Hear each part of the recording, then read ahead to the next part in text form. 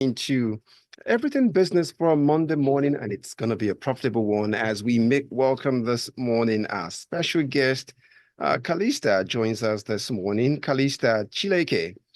She is of uh, the Consumer Goods Analyst ARM Securities. Good morning to you, Callista. Good morning. Good morning, everyone.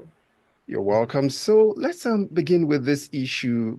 Well, for those who not met you before, you were the one who introduced us, gave us a 101 on shrinkflation and what it does. And since then, it's been making the wave. And we might begin to fall back on that once again with the event that is about to unfold today, if it happens eventually. So we're talking about petrol scarcity looming, according to an article from the Leadership newspaper. And that's because truck drivers, the owners, are embarking on a strike today. So I'd like you to help us go into this. If the National Association of Road Transport Owners, NATO, go through with this plan, withdrawal of service, and we see fuel scarcity, what will be the impact on consumer goods? Oh wow. If they go through with this strike, there's a very high chance of forced scarcity happen, and this could lead to higher transportation prices. It's already seen that transport prices are already high since the removal of fuel subsidies, and compounding it with fuel scarcity arising from this strike from NATO, it may skyrocket transport prices, right? So we think that this would have significant effect on transport prices, and we know that of food inflation, um, a major cause of food inflation is, apart from insecurity in food producing states, is logistic challenges owing Mm. to high cost of transportation. Now we're seeing that food inflation came in at 35.41% year on year in January 2024. And this is because these consumer goods companies pass the high cost of transportation to the final consumers through higher prices of food as it may be. And I believe that this situation will be made worse if with this potential um for scarcity on the horizon. I was going to let the inflation conversation come up later on, but since you've mentioned it, let's just get it out of the way. So we just got the inflation figure, like I just informed us now, 35% at that, if we're approximating. What's the impact of the rising inflation on consumer goods? Wow. Um, the rising inflation has translated to significant increases in the price of goods in the consumer goods sector. Inflation is affecting companies in terms of higher operating costs and input costs. And the sector is one in which producers, like I've said earlier, producers are able to pass down their costs to the consumers. And that's exactly what they are doing. As we've seen many consumer companies hike their prices to be able to cover their expenses. So overall, rising inflation means higher prices on consumer goods. And you are avoiding using that term once again, even at that, then it becomes you get little for even when you pay more, shrinkflation, right? Yeah, yes. Okay, so let's get them out of the way. But let's really look at what's the grievance of these truck owners, these operators. What are they really asking for at this moment? That's Let's sort that also, and then can you speak on the rising how the rising price of diesel is factoring into the action of these transport owners? I think it's quite simple because what they're asking for this strike because of the increase in their operating expenses. So they deliver a particular amount of petrol, but their expenses, their what they give them, that is their revenue is not up to what they actually spend on the road. So that is what they are clamoring for. So they are experiencing high operating costs, such as higher diesel prices.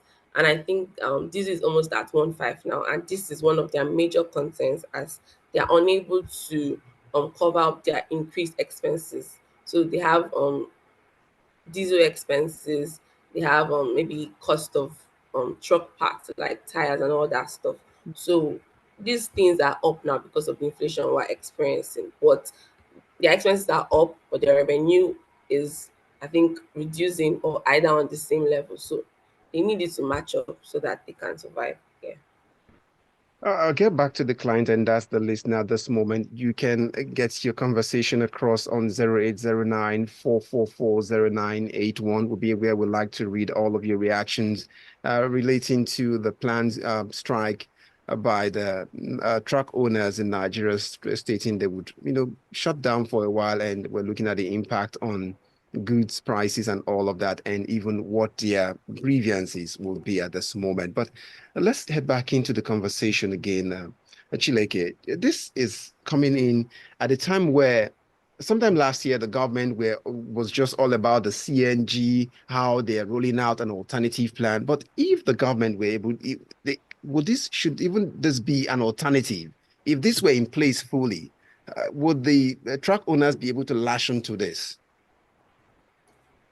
I think compressed natural gas, I think that's CNG, is an alternative source that can potentially help these truck drivers mitigate against higher diesel prices, right? So gas is relatively much cheaper than diesel or even for, so and that switching to this CNG could help them to reduce their prices by their expenses by a lot. So also giving the Nigeria has large natural gas reserves, and arguably is the largest in Africa. So this could be a viable option for these truck drivers going forward. So if they switch, it's going to be a good one for them.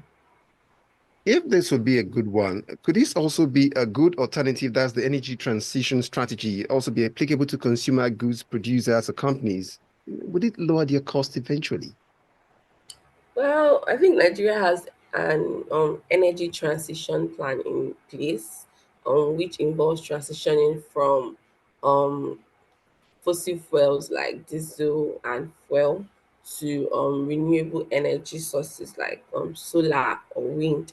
And if consumer goods adopt these renewable energy sources, it could help them reduce their dependence on these expensive fossil fuels like diesel and fuel. I've seen diesel and fuel prices skyrocket, and to help them also reduce their cost. It could also use these renewable energy sources to power up their plants, and also make use of these renewable energy sources to power up their machinery, and which has against using fossil fuels like diesel and fuel, which prices has gone up in the past. So switching to renewable energy source is actually a major option for these consumer goods firms. Let's let renewable issues rest and hope that the transport owners would have a change of heart at this moment, because it seems everyone is throwing in the sink and every at this moment asking for making one demand or the other. I don't know when you are making your own demand also, but we understand Rochus has been on the roam lately, and there's a video now viral that has been made very viral and popular by Rochus. He stumbled on this one on a consumer making a purchase somewhere at the upscale part of the state where close to about 1 million. If I'm telling to do an approximation since I found it out, it's almost about 927,300 was what this consumer paid for just groceries and other things, consumables. So, what do you make of this kind of purchase? I just finished my sardined jollof when Rotus spoiled my mood with this, honestly. So, but let's hear you speak on this. Wow, 1 million naira on groceries. Well, I think it's a reflection of the economic situation in the country. Prices of everything has gone up, and the excuse everyone is giving is dollar rate is high. Even for goods, some goods that are not even being imported, right? But like tomatoes, so I don't know whether they're using dollars to buy tomatoes. But do we blame these sellers for increasing their prices? I don't actually, because given that their profits from the sale of this product will eventually be used to buy something that's actually affected by the dollar. So they'll have to hike their prices, right? Grocery shopping should not be this expensive. But that's the situation we find ourselves in. And the I think I saw the video and the customer said it will last him for a month. For just 1 month. Wow, it's really an Odogun's My 2 year economy. grocery spending it still can't even match up. It will never get up to a tenth of that. No, I think the customer is naturally an Odogun, so Okay. that's what we should call him. Okay, Odogo, it's okay. We get there someday. So let's move on to are there enough high-end spenders, Odogus like this, using your word, to help sustain consumer goods companies or firms in Nigeria to keep them I open? don't I don't think they are. I don't think they are on it, to be honest. Nigeria is one of the countries with the highest poverty rates. And it has also been that's been dubbed Abi, or we're still even calling it the capital of poverty. But what many consumer goods firms are leveraging on is the elasticity of their goods in terms of demand and even brand loyalty. So for some companies with very high brand loyalty and essential goods, it is very easy for them to increase their prices compared to other less known brands. And I think Nigerians are very loyal to brands. So, and we've seen that people's purchasing power is low, and consumer goods firm have to identify strategies in order to boost their top line revenue in face of all these challenges. See, once again, still dwelling on that, it's not even about this high-end shopper who wrote to stumbled on while he was making his grocery shopping over the weekend. Even I, for one, over the weekend too, before you scan two items on the counter, your heart just beats with it, and you cross the 10,000 naira line, and you're like, what's all of this? Where is it adding up to? So when you look at this iron, you might not have wanted to spend as much as that, but then the bills add up when you just go to the counter in a way. So does Nigeria need inclusive economic growth to lift the spending power of more Nigerians so they can spend like Odogus too like this? Well, inclusive growth is economic growth for that is for everybody, right? So we hear, oh, the economic grew by so percentage in this particular quarter, but what evidence do we have to show for it? People are still unemployed, still in poverty, and many people still lack the basic amenities, right? So I think yes, inclusive growth is necessary. However, other challenges are responsible for this low purchasing power, say inflation and FX shortages, right? And the rest. So combating these issues in addition to achieving inclusive growth is what will help us to boost our purchasing power. One more item on the tray for you just to clear up in about a minute if you can. What's your outlook for consumer goods sector in Nigeria for this year? Well, we're slightly optimistic about this sector, right? So because of the presence of course, inflation affects issues and whatnot. We'll see that these players continue to hike their prices, as I've continued to say, but there is a limit to how much they can hike their prices, re- um, considering the elasticity of their product. So, just to reiterate it, um, companies with more essential goods are able to hike up their products than companies that have that produce goods with substitutes, right?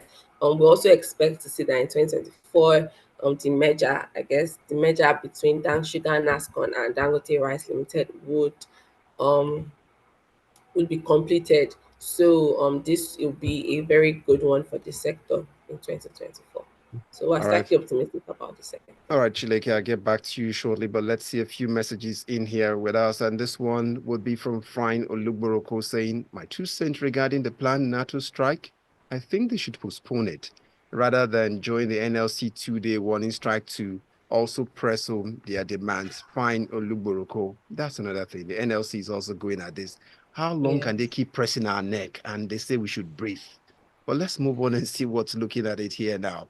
Gilbert Musa from Festac leaves us with this one, and he says, on the use of CNG for buses, First things first, we should restructure the former inadequate bus system before considering the CNG. The BRT bus system is a complete failure and Festac where it resides.